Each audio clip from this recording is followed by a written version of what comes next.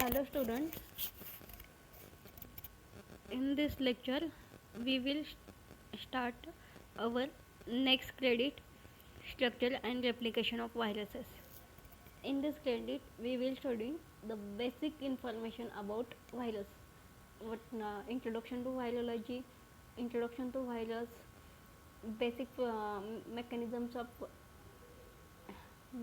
various steps occur in viral infection. These all are things we will study in this lecture. Okay, let's start. First is, what is virus? So virus is a small infectious agent that replicate only inside the cell of living organism or living cell of other organism. व्हायरसला आपण obligate parasite म्हणतो, कारण ते फक्त living सेलमध्येच replicate करू शकतात. त्यांचे स्वतःची अशी कोणतीही मशिनरी प्रेझेंट नसते. त्यांच्यामध्ये त्यांचे स्वतःचे प्रोटीन, स्वतःची रेप्लिकेशन मशिनरी काहीही प्रेझेंट नसते. त्यामुळे ते लिव्हिंग सेलमध्येच रेप्लिकेट करतात. So this is basic information, sorry, basic definition of virus. Next, what is virology? Virology is a branch of science which deals with the study of viruses. Viruses म्हणजे आपण त्याच्यामध्ये काय काय study करणार, तर history of that virus, त्याची discovery कशी झाली, कोणी केली, that all comes under history. Structure of viruses, तो कसा आहे, म्हणजे तो एनव्हलप व्हायरस आहे की नेकेड व्हायरस आहे, त्याच्यात कॅप्सिड सिमेट्री काय आहे, त्याचे एनव्हलपचे सिमेट्री काय आहे, जिनोम कोणता आहे. नेक्स्ट पॉईंट आहे तो व्हायरल जिनोम. त्याच्यामध्ये आपण जिनोम कोणता आहे, DNA आहे की RNA आहे, डबल स्टँडर्ड आहे की सिंगल स्टँडर्ड आहे, या सगळ्या गोष्टी स्टडी करणार. नेक्स्ट आहे entry of virus into host. Entry of virus into host त्यालाच आपण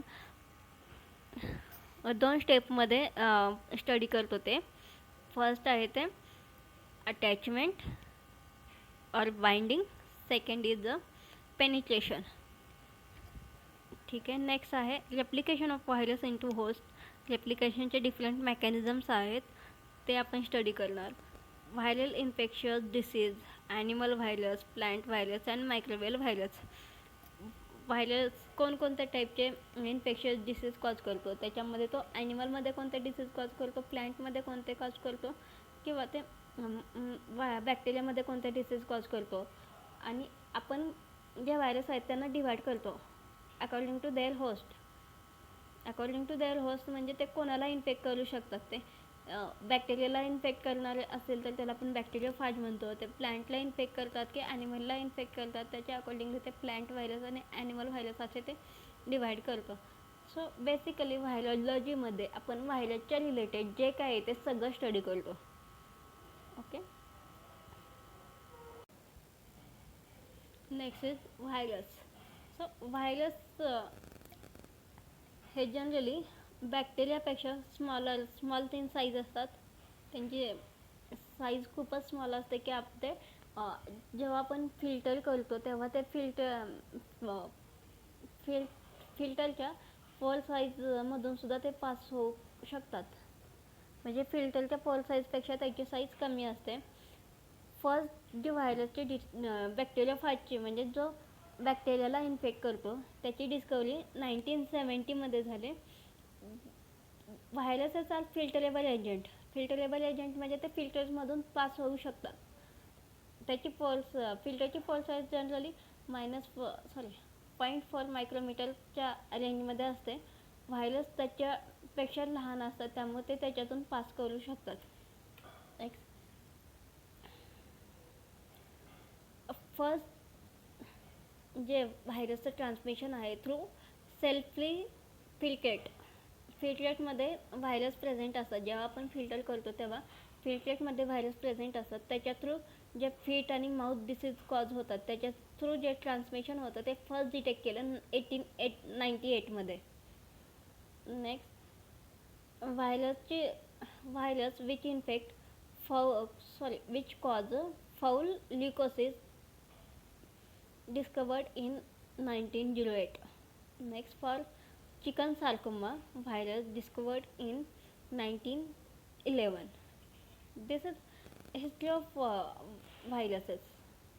फर्स्ट कोणी डिस्कवरी केली, कशाची डिस्कवरी कधी झाली ते. Next, properties of virus.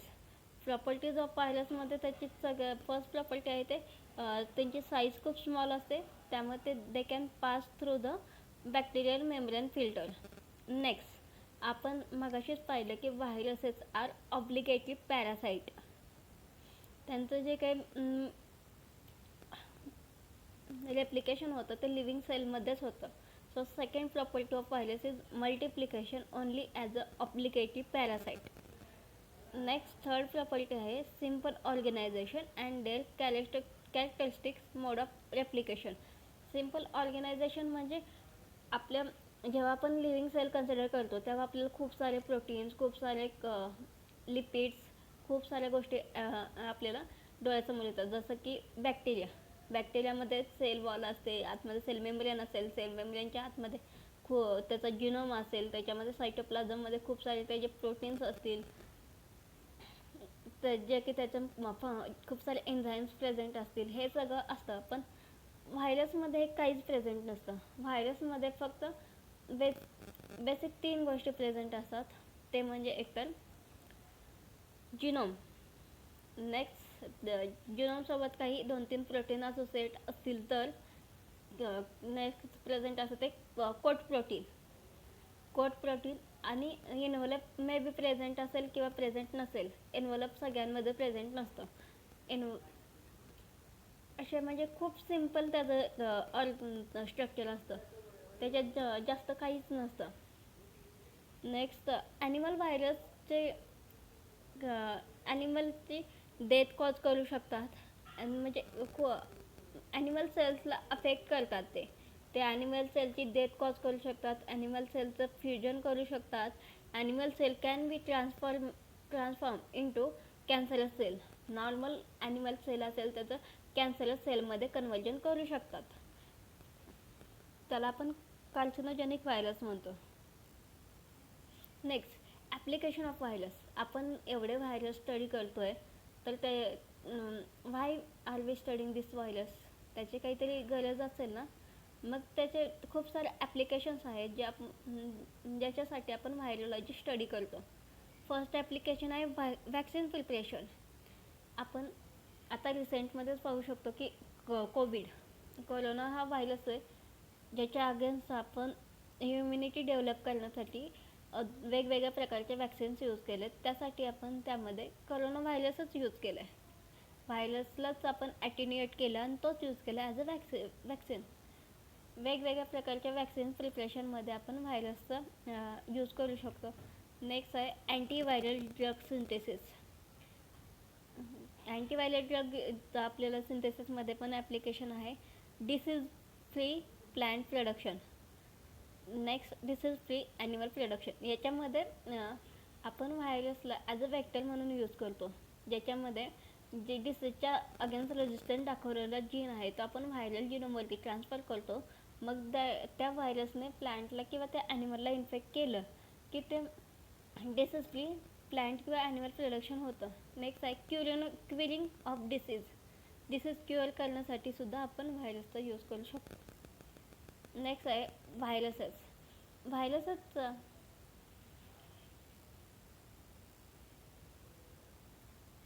व्हायरसमध्ये आपण पाहू शकतो की त्याचा जिनोम असतो आतमध्ये आणि त्याच्या बाहेर कॅप्सिड प्रेझेंट असतं.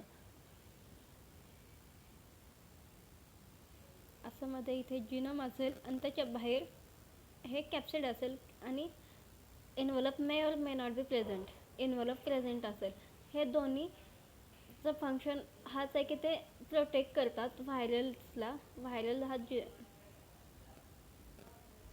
जो जिनोम आतमध्ये प्रेझेंट आहे त्याला प्रोटेक्शन देतात फ्रॉम द न्यूक्लिएजेस. एन्व्हायरमेंटमध्ये जे काही न्यूक्लिएजेस प्रेझेंट असतील जे त्याच्यापासून व्हायरल जिनोमचं प्रोटेक्शनमध्ये कॅप्सिड आणि एन्व्हलपचा रोल असतो. आणि ते अजून हेल्प करतात अटॅचमेंटसाठी आणि पेनिट्रेशनसाठी. अटॅचमेंटसाठी होस्ट सेलवरती जे रिसेप्टर्स प्रेझेंट असतात त्याच्यासोबत बाइंडिंग झाली पाहिजे. तर बाइंडिंगमध्ये आणि पेनिट्रेशनमध्ये कॅप्सूल आणि एनवलप रोल प्ले करतात. Virus lag machinery for using and transforming energy that making the protein specified by viral genes. व्हायरसमध्ये प्रोटीन सिंथेसिससाठी किंवा ट्रान्सक्रिप्शनसाठी, ट्रान्सलेशनसाठी किंवा रेप्लिकेशनसाठी असे कोणतीच मशिनरी प्रेझेंट नसते. ते यूज करतात होस्टची मशिनरी. त्यामुळे त्याला आपण ऑब्लिगेटरी पॅरासाइट म्हणतो. Although all viruses have this basic mechanism of replication, they are differ from size, shape, genome and type of cell infect. म्हणजे व्हायरसचे बेसिक त्यांचं मेकॅनिझम जरी सेम असलं की म्हणजे बेसिक हेच आहे की त्यांच्याकडे स्वतःची मशिनरी प्रेझेंट नसेल.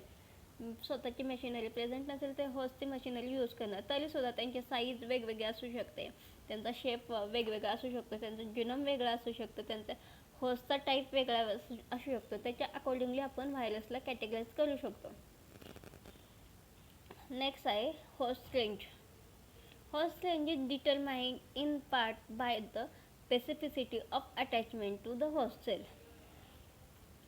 व्हायरसला जर इन्फेक्शन करायचं असेल तर होस्टमध्ये एंट्री करण्याची गरज असते.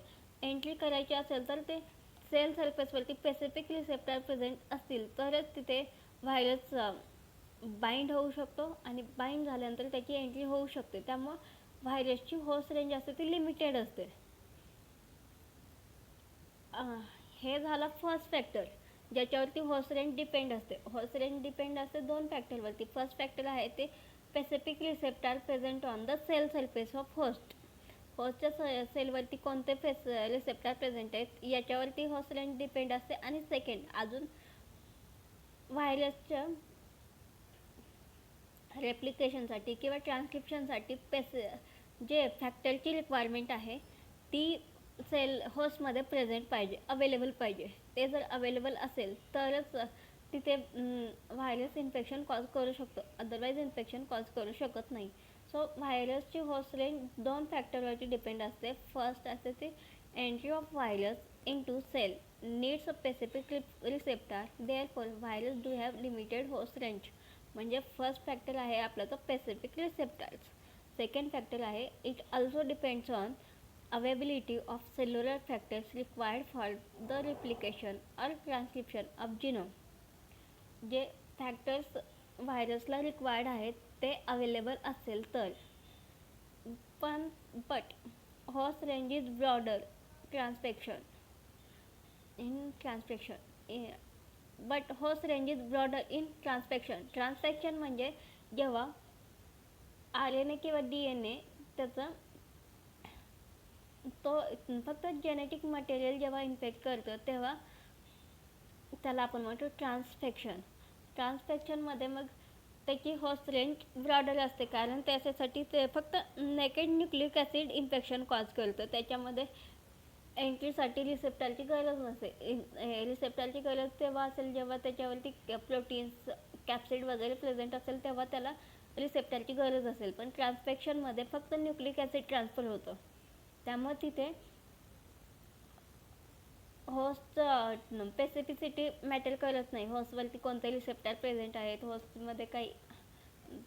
त्यामुळे त्याची जी रेंज असते होस्ट रेंज असते ती ब्रॉडर असते as compare to other viruses. Next are viruses are live. हा एक मोठा क्वेश्चन आहे की व्हायरसला आपण लाईव्ह कन्सिडर करायचं की नाही. कारण आपण जर त्यांना जर आपण सेलच्या बाहेर पाहिलं तर त्यांच्याकडे ॲक्टिव्ह कंपाऊंड काहीच नसतात. ते ना काही त्यांचं रेप्लिकेशन करू शकतात ना स्वतःचं काही मेटाबॉलिझम करू शकतात. It's like just chemical complex. जे तिथे केमिकल कंपाऊंड सारखे ते लिव्हिंग सेलच्या बाहेर असतात. पण ते जेव्हा सेलमध्ये एंटर करतात ते आपल्या लिव्हिंग सेलप्रमाणे ते स्वतःचे सगळे मेटाबॉलिक ॲक्टिव्हिटी परफॉर्म करतात. आपले मग अशा केसमध्ये त्यांना लाईव्ह म्हणायचं की नाही, हा एक मोठा प्रश्न आहे. मग